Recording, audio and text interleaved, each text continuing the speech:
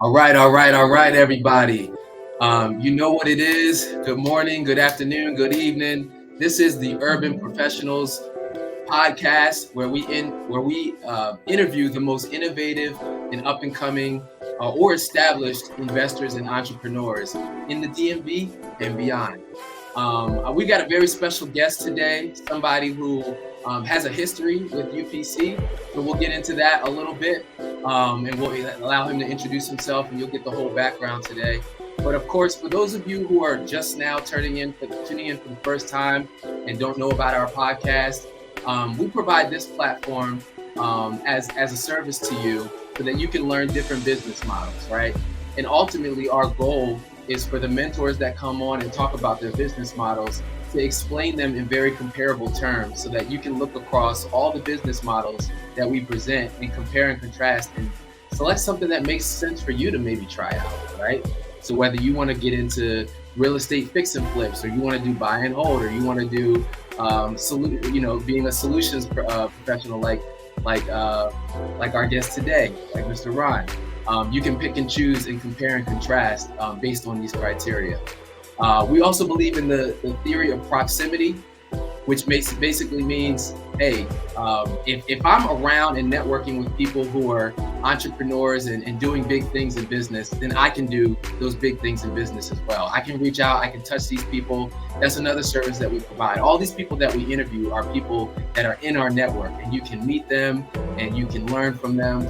And so that's what we're kicking off here today. So without further ado, I'm going to pause this music and I'm going to introduce our very esteemed guest, Mr. Ron Curtis. Please introduce yourself, tell the people who you are, and then we'll get into our background and all that.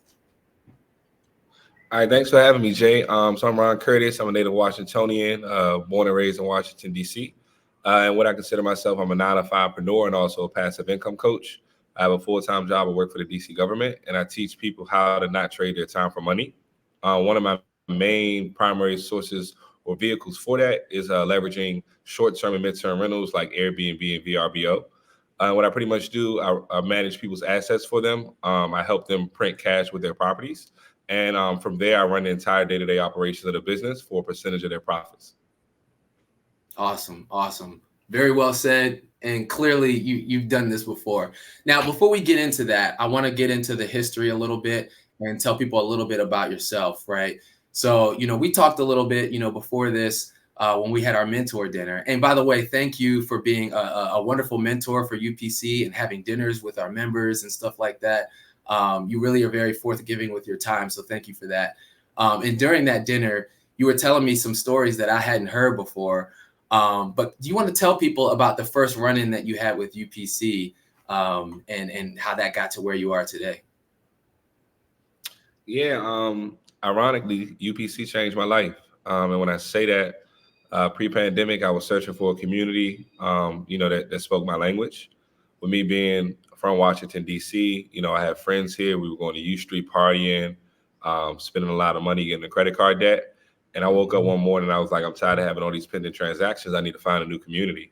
I happened to go on Eventbrite. I saw this event. It was called like sipping financials or something like that. And I'm like, okay, I like to go to happy hour. I like education with alcohol. Yeah. Education with alcohol. That's what it was called. And my dad's an educator. He was in the principal my whole life. I love education. I love learning. And I'm like, okay, let me, take that risk and go somewhere by myself with nobody that I know. I went by myself. I didn't know anybody there.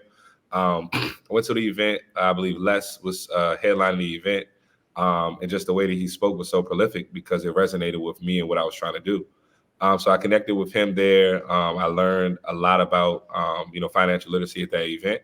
And that's something I was interested in. And from there, I kind of connected with him and we kept in touch throughout the pandemic.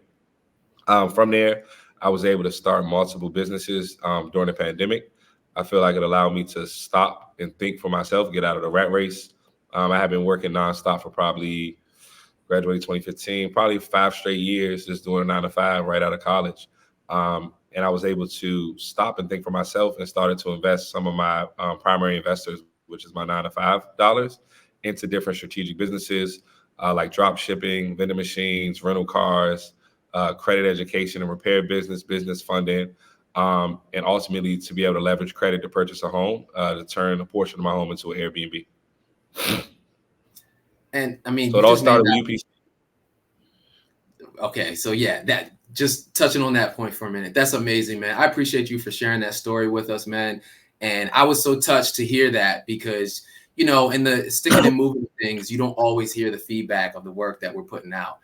So to hear this and how things have come back full circle, and now you came and headlined a UPC Fridays for us, a packed venue, and you know we recorded that and told people about your strategy in depth. So if you guys have missed that, we're going to be putting that episode out. We're still lagging behind on that, but definitely encourage you to listen to that when it comes out. But that's such a full circle moment, man.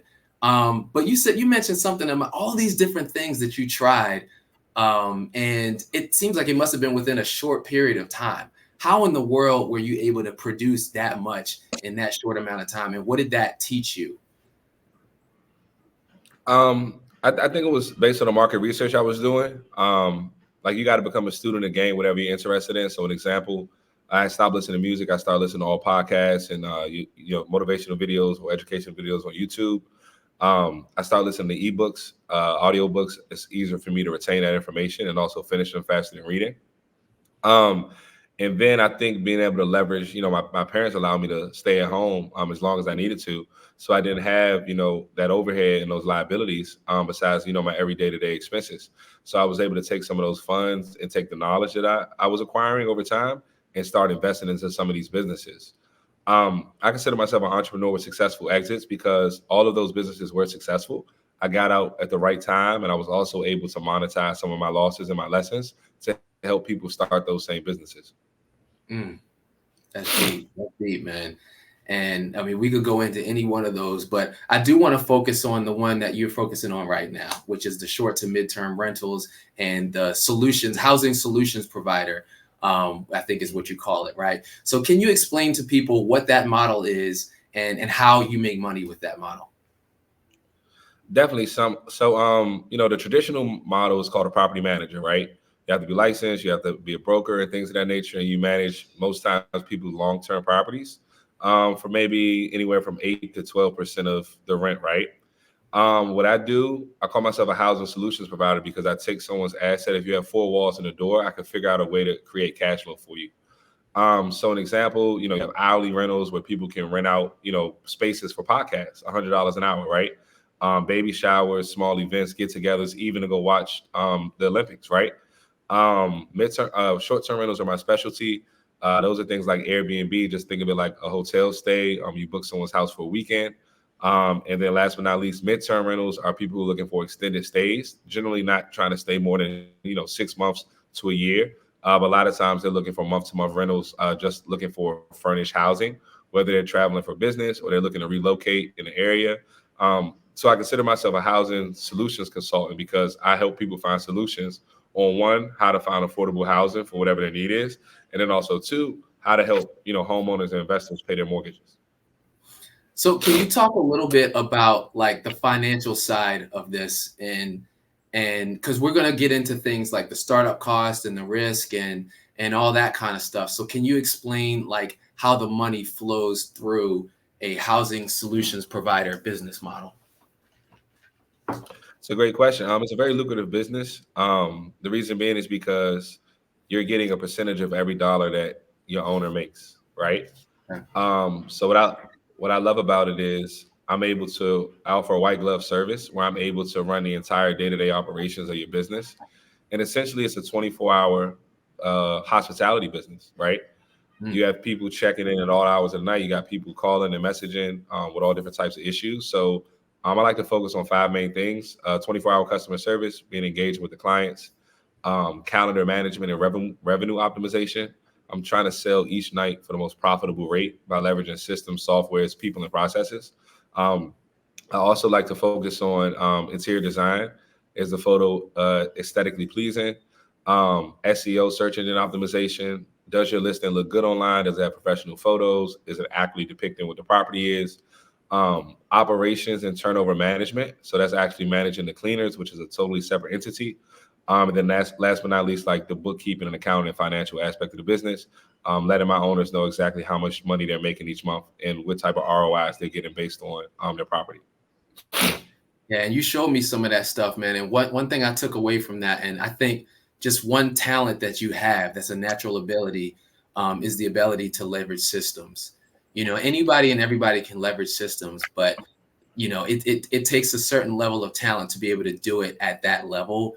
And I think it just comes natural to you, man. So kudos to you for doing that, and for teaching other people how to do it as well. All right. So with your business model of the housing solutions provider, we're going to put it up to the test about the 7 criteria and rank this business model. And you're going to be the one to rank it. So it's going to be, your own, based on your own experience, how you would rank this model on all of these criteria. And again, for the listeners, this is not necessarily to like pit one business against another and say one's better than the other. It's to give you options. If you are somebody who is risk averse, you're going to want a business option that is low on the risk scale. If you are somebody who doesn't have a lot of startup capital, you're going to want a business that's low on the startup capital scale. All right, so we're going to go in here and we're going to put on our nifty speed round banner here just so that people know what's going on. And we're going to dive right into the first question. All right, Ron. So startup cost with your business model of a housing solutions provider, how much startup cost do you need? Would you say that it's on the lower scale, being a 1 of very little capital to no capital, up to a 5, you need a lot of capital to get started with that? That's a great question. So there's a couple different ways that you get into the business. So I'll rank them from cheapest to most expensive.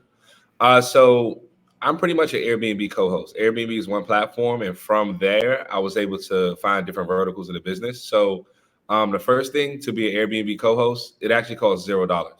If you want to manage, and I know that might sound cliche, but if you want to manage one person's property, all you have to do is have the knowledge to allow them to trust you to run their business better than you can. You can handle, the guest pays for, the cleaning, they pay for all of the upfront expenses off each booking, but you just have to be able to manage that reservation, right? So the guest checks in, you have to be able to message them. You have to be able to answer any of their questions throughout their stay.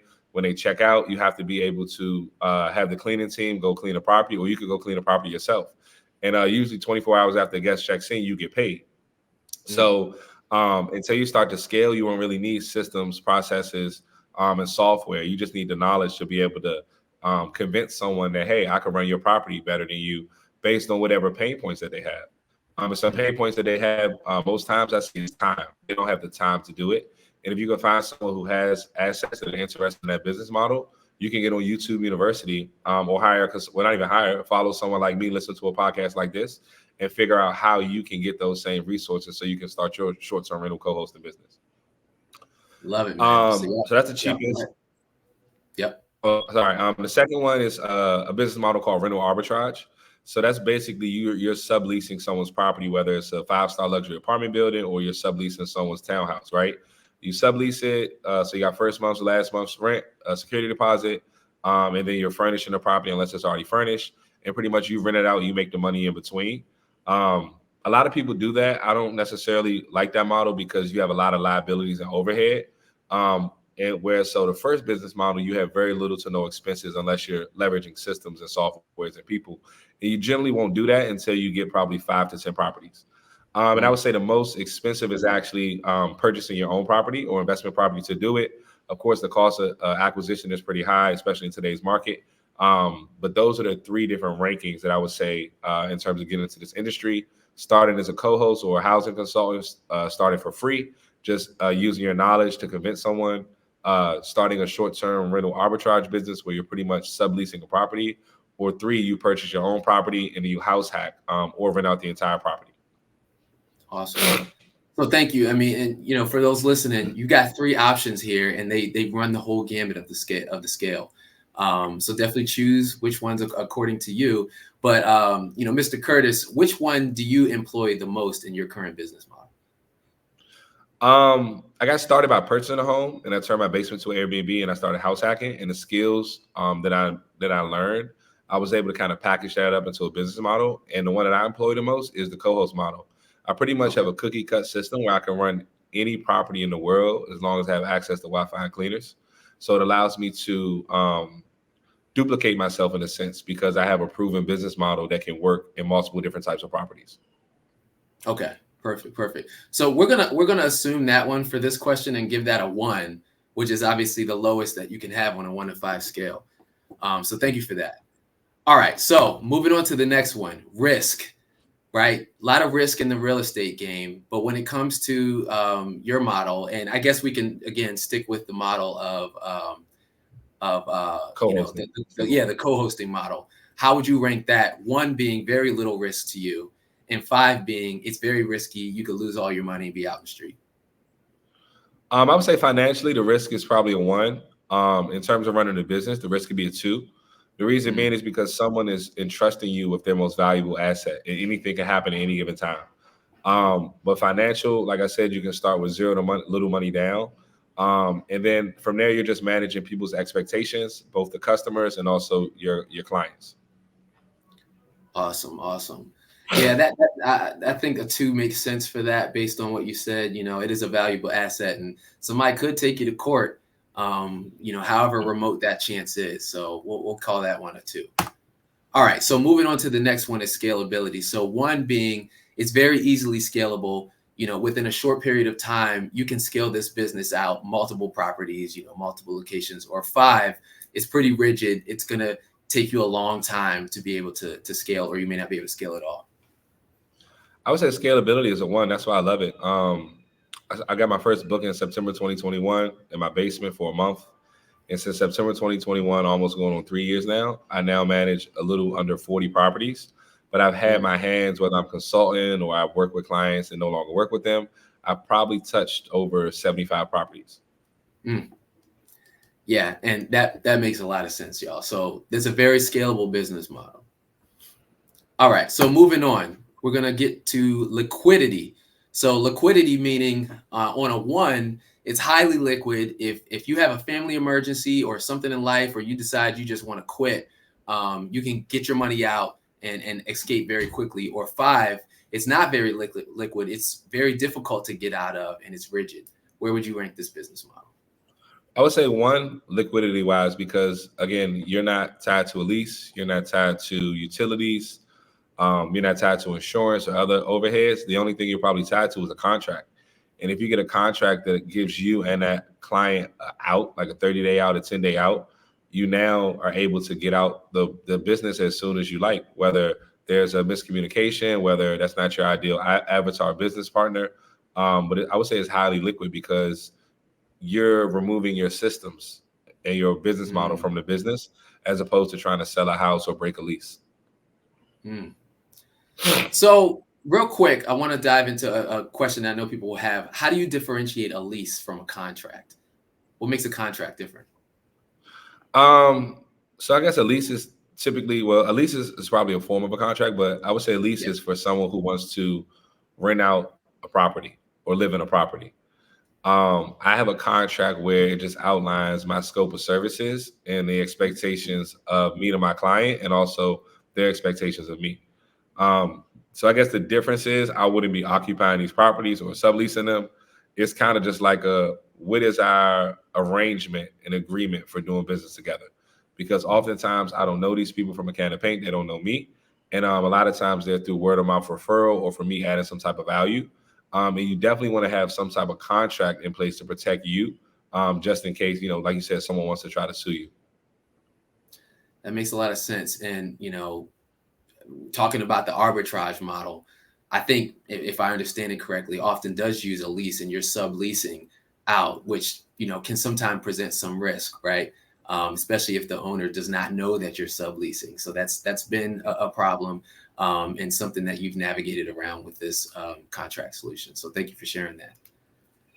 Okay, moving on. Number 5, passivity. So 1, meaning this is a very passive, hands-off business model. You don't have to do much. You kind of set it and forget it until you get paid. Or number 5, it's very active, and you do have to be hands-on, engaging with people from a day-to-day basis. So when you first get started, it's probably like a 3. Hands-on, you're running the day-to-day operation of the business. Right now, where I have it, it's more of a 1. Because I've now, since I have SOPs, standard operating procedures, and I have people and processes in place, I now can take my hands off of the business, and I'm more so looking through a magnifying glass every day. I'm overseeing my contracts. I'm overseeing my team. Um, like I said earlier, I'm a passive income coach. I teach people how to not trade their time for money. This business model is probably one of the best things I've ever done in terms of passive income because I make passive income every single day. And when I say that, I'm getting paid from bookings that happened weeks and months ago.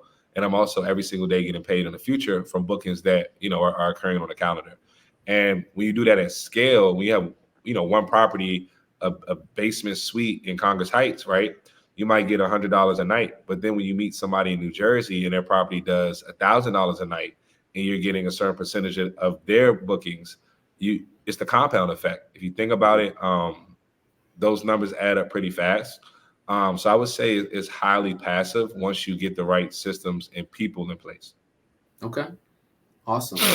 Well, maybe we'll say, between them, we'll put it as a 2. You can start off as a 1, but eventually, or start off as a 3, but eventually navigate your way to a 1. Just for the sake of keeping the math clean. All right. Next, we're moving on to demand. So 1 means the services that you provide, and I guess your clients are the homeowners, right? So is in high demand. You're never going to have a problem finding clients to pursue business with. Or 5, it's low demand, like high niche kind of area or high competition, meaning you're going to have to market your services pretty heavily to get your next client. How would you rank this business model? I would say 2 to 3. First, you have to, build rapport, build up your brand, market yourself. It's not like I'm just sitting here and people are coming to me, but by the grace of God, I do get leads every single week based on doing good business and word of mouth referrals. But I'm at a point now where I want to market to, people all over the world. So this business it's Airbnbs in every major city in the entire world. And I say that there's professional hosts and there's amateur hosts. Probably 80 to 90% of people on Airbnb are amateurs. That means they're not using systems, they're not using softwares, they don't have processes. They're just, renting out a property, took some pictures on their iPhone and say, hey, $100 on the weekday, $150 on the weekends, right? But as I'm starting to like spend time with it, especially in these Facebook groups, I'm seeing there's a high demand because there's a lot of people who don't have that basic education that I was talking about in order to successfully run their business. And when they see someone like me, who is getting bookings, who is, helping people pay their mortgages, that's when they're more inclined to work with me. Awesome. So we'll go with a 2.5 on that. Between a 2 and a 3, we'll go with a 2.5. All right, and then we're moving on to the last one, Ron. That's going to be learning curve. So 1, this is a very simple thing to get into. You can just jump right in and be successful.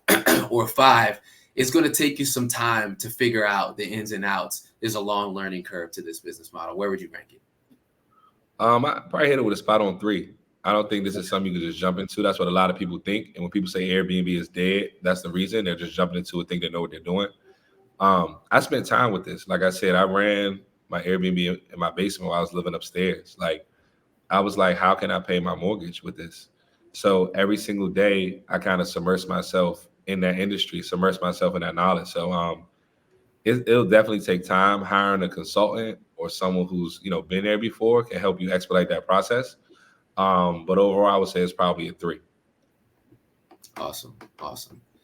Well, ladies and gentlemen, that wraps up the speed round. So we don't have the applause little audio clip now, but we're just gonna give ourselves an applause and give Mr. Ron an applause, and thank you for participating in that. And we're gonna kind of summarize what he said here so that we can kind of do that contrasting comparison, right? So you gave your model a 1 for startup costs, meaning you don't have to have pretty much any money out of pocket to start it up. You gave it you gave it a 2 for risk. There's some risk. Somebody might sue you, but from a financial standpoint, it's a pretty low risk because it's a low investment. Number 1, you gave a scalability a 1, meaning that it's very easily scalable operation and you did it yourself. You also gave liquidity a 1. You can jump out of it very quickly. You gave passivity a 2. meaning that you can start as a 3. It's going to take you some time to really figure out the ins and outs, and eventually you can be more hands off when you have the systems and people in place. So we settled on 2, and then you gave demand a 2.5. You do still have to market your services. It's not like everybody knows that there's a solutions provider, housing solutions provider available for them. And then lastly, for learning curve, you gave it a 3 because, hey, you didn't reach this place overnight. You don't want anybody to think that they can as well. So if we add all those up, if my math is correct, that's going to be a 12.5. And I say that, and that's of some significance because 2 guests ago, we had somebody with a seller financing business model who laid the claim that there's nobody that's going to beat their business model. They were also at 12.5. So you guys are now head to head, and we're going to have to put y'all in a versus, and you're just going to have to duke it out. But that was amazing, man. Any final words on the speed round before we just kind of close things out? No, I actually like that. You actually made nobody ever asked me that before, and it made me think like, wow, my business model is something that is scalable, is lean, is efficient, and like it can, be taught and duplicated. So I never thought of it like that. That's a nice criteria. Thanks for having that. Of course, man. We're going to hit everybody with the same stuff, because again, we want a smorgasbord of options for people to choose from. And there are a lot of options out there for entrepreneurs. All right. So we're going to round out these last 3 questions, and then we're going to close out, Mr. Curtis. Okay. So any parting words you want to give to our listeners today? I would say, if you're interested in any business, whatever your passion is, if you don't have a passion yet, I feel like all you have to do is try. Take that risk, think outside of the box. I'm pretty sure a lot of us have day jobs. They try to put us inside of a box, but start using your time more wisely. We're all working on borrowed time, and we think we have time to do the things that we want. And one reason why I was able to get ignited and do this, I had a health scare back in 2019. That's what actually pushed me to the UPC event, because I realized, wow, I'm not going to be here forever, and I got to get my story out, right? So I used to suffer from analysis paralysis, and then I just started trying things, and it started to work. Some things, didn't work, but you can always like learn from that, right? So if you're on the fence about doing something, or if God is telling you in your ear, hey, try that, try that, try that, the worst thing that can happen is, someone says no or you fail. But at the same time, like I said earlier, you can monetize that loss and then get right back in the game. So if anybody's interested in this business model, like I said, it has a overall a 12.5 score criteria, and it's very lean and efficient to get into. You guys can reach out to me, and I would love to help you. Awesome. Appreciate that. And speaking of, how can people reach out to you and get in touch with you or follow you and see what you got going on? All right. So the best way to get in contact with me is on Instagram, Wavy_stay, WAVY_STAY. And I'm in the process of getting a website finalized, WavyStay.com. That should be live probably by next week. So maybe by the time this episode drops, you can go in there. You can see all my services, book a consultation with me. And we can hop on a call and discuss in more detail. Love it. Love it. Thank you. And then the last question, you're familiar with UPC and what we're doing in the community. Tell the viewers why you're rocking with UPC. UPC is a very unique, they're definitely a very unique group of people. It's a community with like-minded individuals. Like I said, I went by myself. I never went to happy hour by myself. And when I walked in, I felt welcome. Right. When I left, I felt like I was a part of it. And that's how I feel at every UPC event I've gone to.